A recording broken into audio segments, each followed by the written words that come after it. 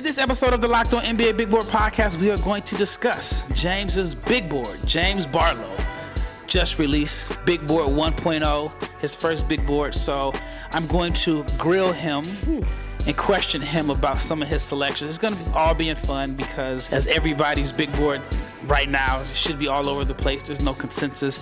So I'm going to find out James's reasoning behind some of the players that he has ranked high on his big board 1.0.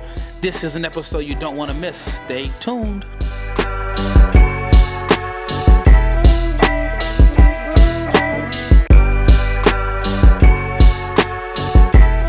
Big shout out to each and every person that has made the Locked On NBA Big Board podcast your first listen of the day. I'm your host, Rafael Barlowe.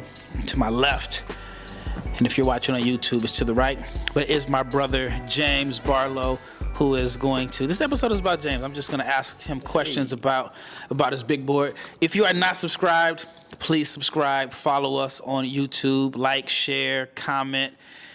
Click the notification bell so you can get notifications every time we drop a podcast or drop an episode, because we are dropping content 5 days a week. We are your source every day for NBA draft content. It's still January. Not everybody's fully invested in draft content yet. Some of y'all need to be, because it's not looking good for these teams. Well, yeah, some teams are. I mean, I'm a Blazers fan, so the Blazers should be all in on draft content because it's not looking good. Memphis Grizzlies and so on. But this episode is all about James's Big Board 1.0. All right. First of all, I see you got your phone posits on. Man, I had a pair. Never again will I ever put my foot in a pair of phone posits. I think I had the penny half cents. Pinky toe. I got like 4 of them. Screaming. I mean, it takes a few wears to break them in, but it's the best $200 you'll spend on some shoes. They're indestructible. I just retired my black and smoke gray pair from like my daughter's 7 from like 2015. Yeah, I just retired them, and I can clean them up. They don't get scuffed up. I just can't do it, man. My pinky toe will be screaming at me. My right pinky toe. Same with Jordan 4s. Even though I got a pair, I don't. I wouldn't call myself a sneakerhead anymore. I used to be, but I still, I got some Jordan Union 4s. I love those, but man, I used to be in college in the room with the 4s in class, and I used to take one off and have to do the foot stomp when class was over. The foot hanging, yeah. So. I'm not doing the 4s no more. Anyway, I guess you guys didn't tune in to hear us talk about sneakers. But I want to let you know that this episode is brought to you by FanDuel right now. New customers get $150 in bonus bets, guaranteed. All you have to do is place a $5 bet. Visit FanDuel.com/locked-on to get started. All right, let's get right into it. Big board 1.0 for you, your first big board. How long did it take you to do it? To put it together? Yeah. I've been compiling it since we first started this season. And it, I work on it a couple of days here, work on it a couple of days there, but it took a lot of effort. Let's just say it's taken 4 or 5 months to put it together. And even, I put it out on my birthday just because I set that goal for myself, but I'm still adding names are still being moved around. So it's volume 1. It's early. I saw I made one mistake. I had Tristan Silva on there twice. That shouldn't have been there. But other than that, I'm surprised that people weren't calling me names, saying I was an idiot for having certain guys elsewhere. But you know what? That's cool if they do think I'm an idiot. I think I'm pretty smart. My family does too. Yeah, so I did mine. It's on NBABigBoard.com. Check it out. If you're not subscribed to the newsletter, it's different than the podcast. And I did mine. This week I released 1 through 30. Well, I guess last week I released the lottery, and then this week I did 15 through 30. So I have my 30 prospects out. And I did a video breakdown for every prospect. Props to you, man. 45 minutes to an hour for every video. So that's 30 hours right there. And then the writing, and then I always tell people, when you're writing, it's easier for me to pod than write. When you're writing about 30 different prospects, you want it to sound engaging, so your adjectives got to be on point. You can't just keep using the same words over and over and over again. So I would say it probably took me, just for the top 30, I'd say it's probably 50 hours just to write that. It took me all week. And same here. I keep adding guys. I'm going to finish out. My plan was to do the top 60. I think I'm going to stop at 75. And so I keep adding guys. And then when I try to use numbers in each prospect, obviously sometimes they play 2 or 3 games, so the numbers change. And then, like, if I make a point about a guy that's, oh yeah, well, you know, he's shooting 40% from 3, and then he has a streak where, you know, he may go 1 for 7 or whatever, and then now the numbers may not support what I was actually saying in the paragraph. So it's just never changing, but I enjoy it. I mean, there's other things that I could be doing that aren't as fun. But let's talk about yours. All right, let's get it.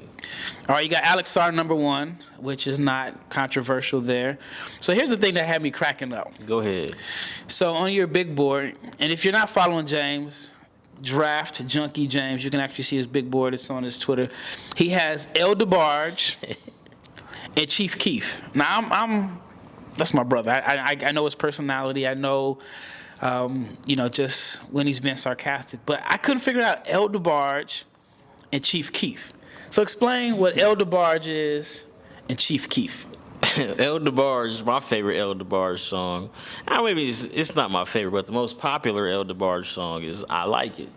So I was like, you know, instead of saying pros and cons or, you know, whatever else that people may say, I was like, and I listen to music all day, every day, you know. So I was like, DeBarge. That's the first thing I think of when I think of the words I like something. This song comes in my head. Okay. And then for the second column, you know, Chief Keef. Chief Keef is a legend, man, and one of his biggest songs is I Don't Like. So I had my concerns, so I labeled that second column the Chief Keef column, and I put it out, and I was like, oh shoot, everybody may not get this, so I had to add the footnotes for the musically uninclined, I guess you could say. Yeah, man, we bringing a different flavor to this draft, man, to this draft space. I want to talk basketball how I talk with Raf, and if I have to put footnotes, then that's what I have to do, but I'm just going to be comfortable and talk the way that I normally talk.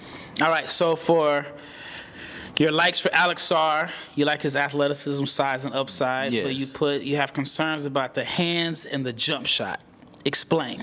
I mentioned before, we talked about him on his dedicated podcast episode that I think he bobbles a lot of passes in traffic. And just looking at some of the other bigs that roll in this draft, I've seen him, I want to say, bobble the most passes. But also he's getting more pick and roll opportunities because he's playing the most pro style offense compared to the guys that are in college. A lot of guys in college are posting up. If you can't catch a post up pass, I don't know what you're even doing. I feel like Sarr's bobbling a lot of passes. He has jump shot talent, but the numbers don't add up right now, but he's still young. Yep. But again, those are my, I guess you could say, some of my biggest concerns. I think the motor is going to be okay, but also with him only playing like 18, 19 minutes a game, it's kind of hard to gauge his full motor. But I will say this, man, there's the video floating around. They reclipped him playing defense on RonHolland in that showcase game. I was there, both games. He looks like that. And if you just show him that, if you just show me those videos, that's the number one pick, hands down. He was sliding his feet. Yeah. He was nasty. And he was talking noise. I was at the game. Yeah, so he had a big block. Yeah, I mean, there was one possession that sticks out where Ron tried to hit him with everything. Every move that he had, and he was got in his stance, sat down, moved his feet. That's going to be the video that is going to be circulating when it comes like in June, and like everybody's like, okay, we got the number one pick and who we're going to draft. All you got to do is show a fan base that video, and they're like, oh yeah, I'm sold. Yep. All right, you got Nikola Topic at number 2. Unfortunately, Sarr and Topic are hurt. Sarr is coming back though. Yeah, I know he should be coming back soon. It's like this week. This week we did an episode on Sarr and Topic and their injuries. For Topic, you say you like his scoring, the playmaking, his size as a big point guard. Your Chief Keef is the shooting and his side-to-side creativity. What is side-to-side creativity? Side-to-side creativity, late shot clock. You got to switch. Can you beat that guy off the dribble? do you have enough sauce, wiggle, whatever you want to call it, to beat bigs consistently off the dribble? I don't necessarily think at 6'6", 6'7", Yep. he's going to be able to just straight line drive guys, especially in the league, every single time on the switch.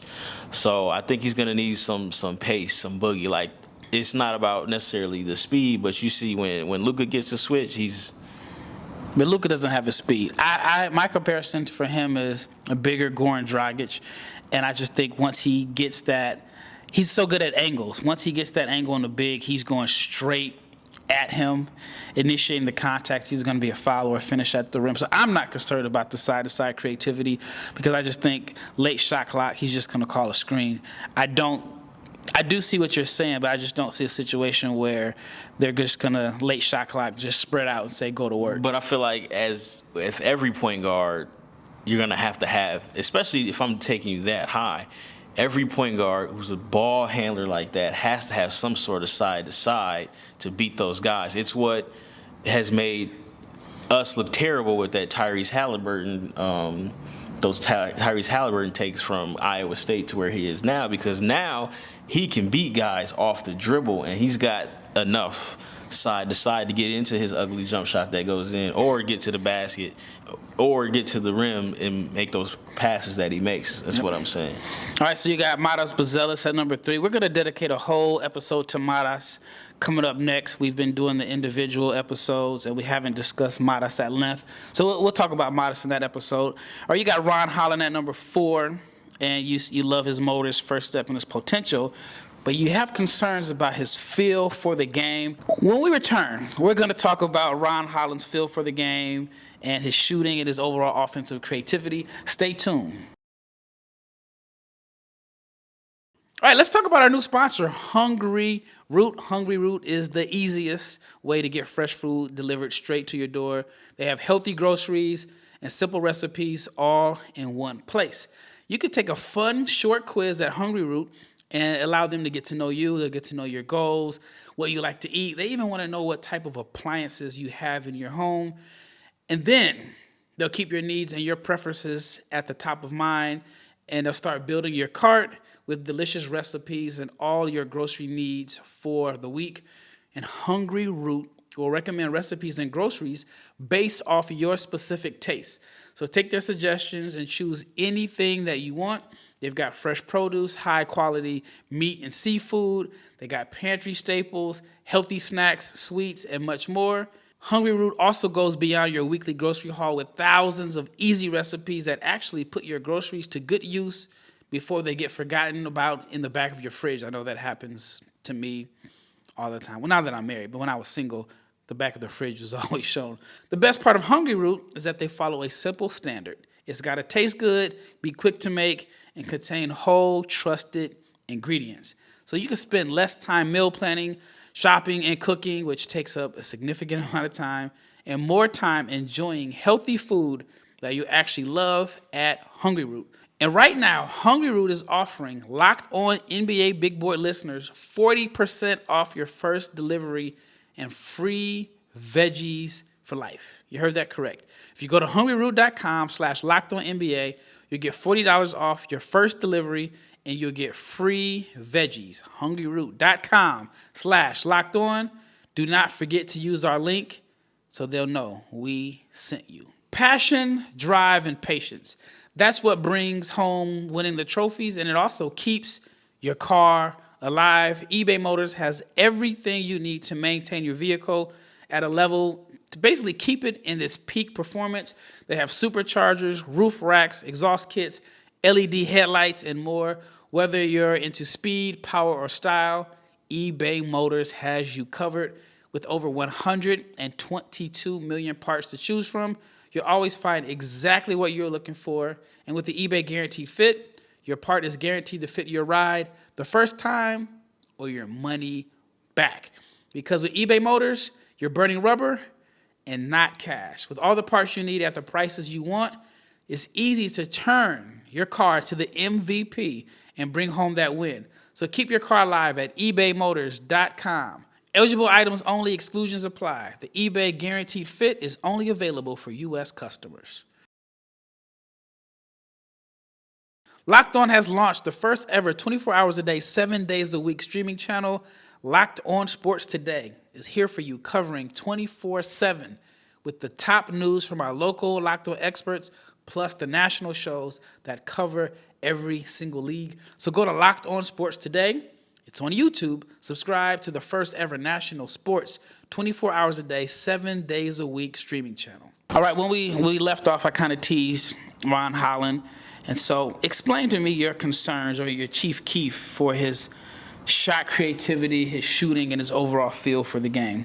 Yeah, man, like Ron is getting off 100% on physical talent right now. And he has the green light to use his physical talent in the G League. Because again, like we've mentioned before, you know, we talk off air, it's about him getting those opportunities, and he's he's being productive, right? So we don't have any questions obviously about his motor, but his just overall feel for the game needs to improve. And it's not a finished product obviously, but we've talked about it. He played the 4 in high school. Yep. Now he's on the perimeter full time, and I feel like he's made a great transition from being a undersized 4-man to a wing at the professional level. But there are just certain reads that he has to learn how to make. Can't be spamming the turbo button. Like I like to mention, he can't jam R2 in the NBA because you just can't play out of control.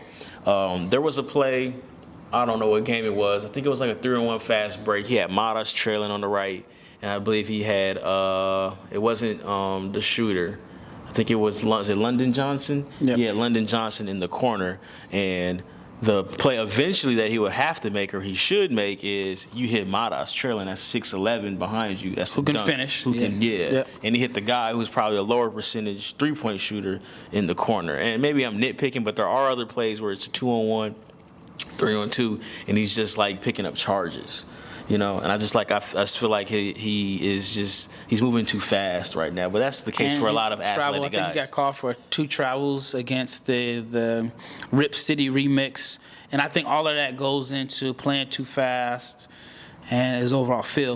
All right, so a lot of these prospects we've talked about at length. Right. In past episodes. So you got AlexSarr number 1, Nikola Topic number 2. And if you're listening on the podcast, I'm going to read the names out, but if you're watching on YouTube, there's a graphic up. Holland 4, Risa Shea 5, Rob Dillingham 6. We did a whole episode. I've been high on Rob Dillingham. Yeah, I think you were the first. If not the first, I was one of them. Yeah, to put him in the top 10. You have Jacoby Walter number 7. I want to move down to number 11, a guy that you're really high on, and I'm just guessing here. You got him at number 11, but you're just waiting for a breakout performance or two to put him up. StephonCastle. Oh yeah, I big StephonCastle fan. The confidence in his 3-ball when it gets there, he could end up being the best player in this draft. Whoa! All right. So let's. I'm standing on give that, more as the kids say. detail. Give more detail about why you think he could possibly be the best player in this draft. Very unselfish. He can hit the easy pass. Look, we just talked about Ron. Yep. He makes those plays. He can make the difficult pass. Strong, finisher, athletic. I think some people feel like he's too slow to play the primary point guard. I don't really care. I just think he's a basketball player. But like, his pace and his feel for the game from the 3-point line down is like unmatched. And like, I'm not comparing him to there, but there's some like Jimmy Butler like pace, strength. I saw finishing in there. I saw Fultz pace when I first saw him play. There's some of that too. Like he just has a lot of talent. I think he's a very, very good passer, and he's getting like 6 assist games, 7 assist games, and that's with another very good playmaker on the team. Yep, Tristan Newton. Yeah, so like they got the guy Alex Caravan, who's not missing, so that helps. Yeah, that's true. He's shooting but you know what? But it's like 50. I know it's like 50, 40, high 80s. He don't miss. But that's IQ right there. Yeah. Like that's like, you know what? I see a dude that is this is an assist. I'm a draw 2, kick it out. Yeah, that's basketball smarts. You'll take that any day of the week. I don't care how easy of a play it is. There's certain dudes that just don't make that play, and he does. All right, you have CodyWilliams at number 13. Yeah, so I have Cody. You're not as high on CodyWilliams as others. I have Cody higher. I know Kristen Peak has him number 1. Shout out to Kristen Peak. Kristen Peak is one of my favorite draft people. One, because I see her, she's in the gym. She's working. I don't think there's anybody that covers grassroots and the NBA draft in college like Kristen. Like, I dibble and dabble with grassroots. I know who I need to know, but I know the international players more than I know. I mean, I know the names, but kind of my niche is knowing the young international prospects, then obviously for the draft. She puts in the time. She's seen the guys in person. I know I can go to random gyms and find her there with her camera. She has Cody number 1. You have him at number 13. I know this draft is wide open. Why do you have him at number 13? What are your concerns? Make sure I get him. I mean, like, Cody is good, man, and it's kind of hard to explain. Cody is a good basketball player. I don't think he has number 1. I don't think he's a number 1 pick even in this draft. Like, I see he's effective. He's great getting to it. You know what? He reminds me a lot of Ron but he's got like the turned down motor of Ron and maybe like a higher IQ right now than Ron. Well, I think he's bigger. I'm just talking about like better pace. Yes, but better pace because he's less athletic to me. That makes sense. Reluctant. I wouldn't say. I mean, he is somewhat of a reluctant shooter. He's a smart shooter. He knows that's not his strength, and he's not letting it fly. I think he's a better passer than Ron. Again, he's not as athletic. He's a very good athlete, but it's like he's a pace athlete. Like, he makes some plays, but he looks longer than what he's listed at. Yeah, I see the talent. Like I said, I ultimately think he is a starter for you, but I don't know if he has like all-star, borderline all-star upside, if that makes sense. Like, he's like a great connector to me. I can see that. And it's I'm at the point now where if people have him ahead of Ron, I don't think that's far-fetched. I don't think it is. I think he may have an easier path to a defined role than Ron. I think Ron could average 20 without plays being ran for him. So he's Sean Marion. Not Sean Marion, but Sean Marion didn't have plays ran for him. Yeah. I think you can say you can go get me 20 without running plays. Okay. All right. When we return, I'm going to ask James about some of the other players that I would say he's a little higher or lower on than the consensus. So stay tuned to hear James's thoughts on Dillon Mitchell, who he likes Dillon Mitchell. He's not as high on Ryan Dunn. We've talked about that. We've talked about Hanson Yang episodes, but I want to hear his thoughts on DevinCarter, AjayMitchell, and BubCarrington, who I think is probably one of his favorites in this draft. Stay tuned. The NFL season is wrapping up. We are down to the conference finals, but it is still time to get in on the action with FanDuel, which is America's #1 sportsbook. And right now, if you're a new customer, you get $150 in bonus bets guaranteed. All you have to do is place a $5 money bet. That's $150 in bonus bets, win or lose. And the app is very simple. It's very easy to use. And there are so many different ways to bet. They have live same-game parlays. You have the ability to find bets in the brand new Explore tab. And you can make a parlay in the Parlay Hub, which is the best way to find popular parlays. So much more. Go to FanDuel.com/lockedon and make your first bet a layup. FanDuel, the official partner of the NFL and Locked On. All right, last segment. Again, this is James just answering questions about his big board. All right, BubCarrington is a guy that you're really high on. He's had some rough stretches, but I think he had a good game a couple days ago. You have him at number 19. Yes. Why are you still high on Bub despite the struggles in conference play and as the schedule got tougher? I feel like he's the best, probably, if not the best, 1-2 live ball passers in this draft.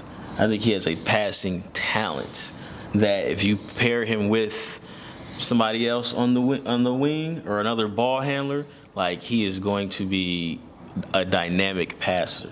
And I feel like while he doesn't get a lot of layups, I feel like he has the ability to just be a dynamic secondary ball handler. Like you pair him with, and I'm not saying he's C.J. McCollum, but you know how C.J. can get away with playing point in spots? That's because he's a great scorer, obviously. But like if you pair him with like a big wing like that, I think Bub will really shine where he doesn't have to make all the decisions as a playmaker, but he can make some of the decisions. Now his efficiency needs to improve, but I still feel like there is shooting talent there.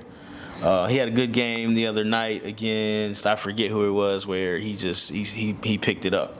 So I like passers. I like playmakers. And I feel like in the right situation, he is, what do I have him at, 19 you said? 19. I feel like that's a good spot for him. Any concerns about the lack of athleticism and ability to get into the paint? And because I like guys that can pass, but I like guys that can draw to and then create open looks, because, I mean, that's kind of the game. Get into the paint, draw two defenders, kick it out to someone. He's not really a guy that generates a lot of paint touches. So where do you think his passing is going to come from if he's not a guy that generates paint touches? So, again, early on in the season, I feel like he has great pick-and-roll talent. Mm-hmm. So if he comes off that screen as he gets better, he gets older, and he's starting to shoot those threes off the dribble, right? Now your big can't play deep drop. So now your big has to come up, and he'll be able to make those pocket passes, right? Or he gets downhill and he comes off that screen. I've seen him make right-hand passes to what's the shooter's name on the Pitts team? Henson? That dude has a burner. He was like 6 of 6 against Duke. He has a burner. Yeah, but again, you put him in that situation, like he's dribbling and he's making that hook pass over the top. Like Topic makes that pass. Who else makes that pass in this draft? You see what I'm saying? So it's like those. Kolek. Who? Kolek. Okay, that's top. But Bub is a freshman making those passes. So like you can build off of that. So again, once the shooting gets better off the dribble, he'll be able to draw two and pick and roll. Not necessarily two on him, but he'll draw help as he becomes a better shooter off the dribble. And then those passes that he already can make, those will become available. So if he gets downhill and he gets to that elbow, because again, I don't foresee him being a high rim pressure guy, but you can do work at that elbow, a la D'Angelo Russell, Reggie Jackson. You know what I'm saying? Elbow, short corner. You can make plays there. And that's what I feel like he has to steer his development towards those spots if he's going to be a pick-and-roll ball handler point guard. Yep. All right, so you got KyleFilipowski at number 23. Yes. AjayMitchell at 24. DevinCarter at 25. DJ Wagner at 26. Why Filipowski at 23? I feel like Filipowski is going to be 100%. His everything in the NBA is going to come down to him stretching the floor.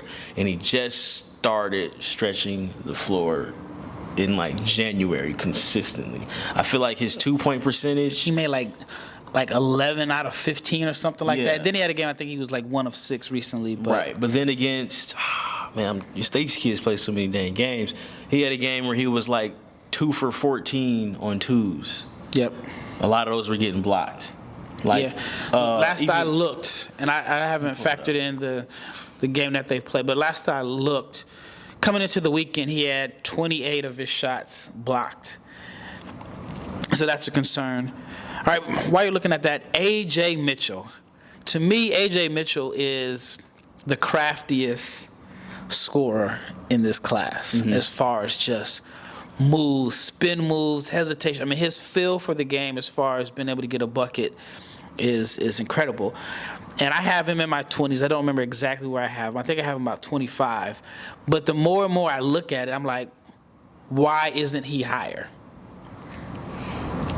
You asking me? Yeah, because I think I'm going to move him up. Like, what are his concerns in a sense? Because you can say, like, he doesn't shoot like a high volume of threes, but he's at like 40% this year. If it's not 40%, it's the high 30s.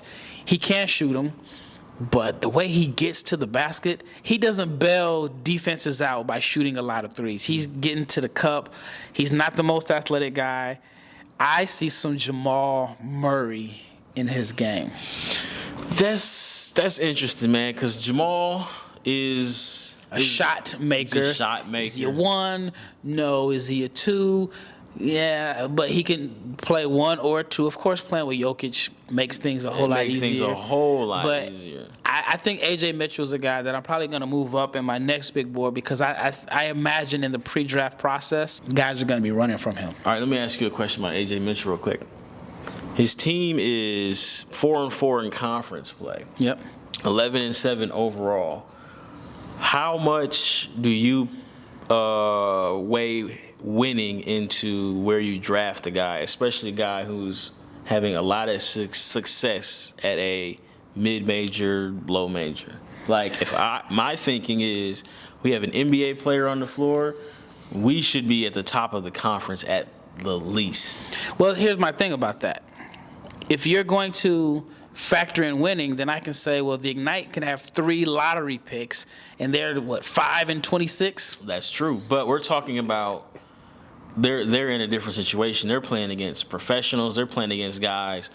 Lance Stevenson is in the But G League they've right lost now. they haven't won in over a month.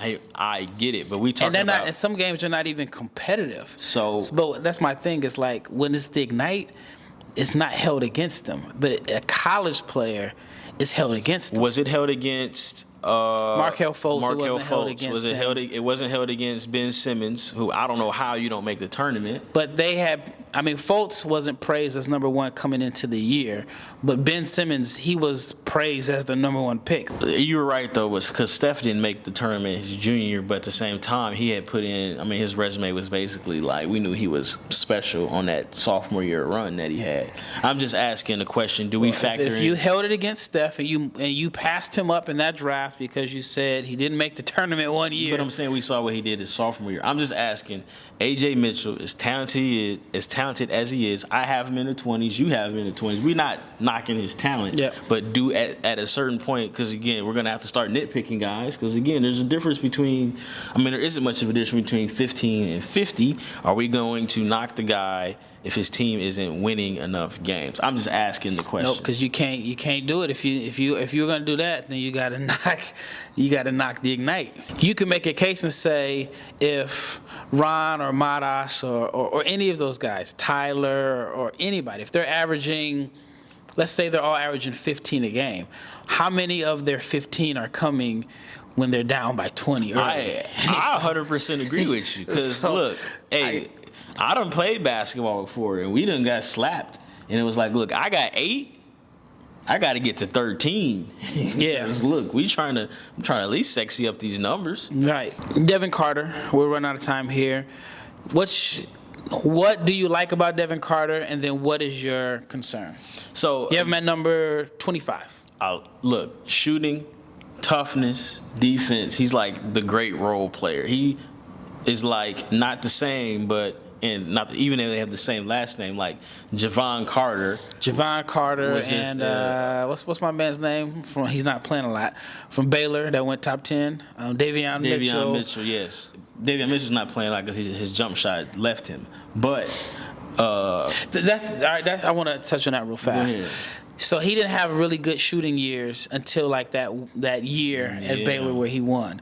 And I remember asking one of the coaches at Baylor, did he just have a hot year? Which it's hard to be consistent for a whole year. And they were like, no, he put in the work. And I remember saying, like, the way he's shooting it, that's a sign of the confidence that he put in the work. Right. Now, DevinCarter is having a really good year shooting the ball. Do you think that is going to be consistent going forward? All right, so real quick, on Davion Mitchell, I feel like he needs a rhythm, right? And he developed that rhythm at Baylor his senior year when he was playing 30 minutes a game. He had that big jump. Yep. Now he is a backup point guard in Sacramento. You're going to have to play off the ball if you're going to play with De'Aaron Fox, so that rhythm is not there. Now, I want to say, was it his rookie year? Maybe it was his second year. There was a stretch of games where De'Aaron Fox was out, and Davion Mitchell was at like 18-7. So it's not like he can't play. He just is a rhythm guy. He comes off as a rhythm guy. Now, DevinCarter, he might be a rhythm guy because like his role it's increased this year. I feel like Providence had a guy go down. I'm drawing the blank on who his name is. Bryce Hopkins. So I liked. So here you are, more usage, more opportunity. Now that ball is going through the net like crazy. So will he be able to shoot at the next level? Because he is a role player through and through at the NBA level. So again, we say Javon Carter vibes, right? So Javon Carter played with Milwaukee, or Javon Carter's playing Chicago right now. You're playing off of guys. Can you come in 8 minutes and knock down a three amongst all the other things that you do? Yeah, because he had never been over 30% from three, and this year he's at 37% from three. Well, I mean, how many attempts do we have him at? He is at 6 attempts per game. So it's like 3 attempts more than last year where he shot 30%, 29.9, and then he's at it like literally 3 more attempts per game, and the shot is up, the percentage is up 37%. All right, last player I want to talk about.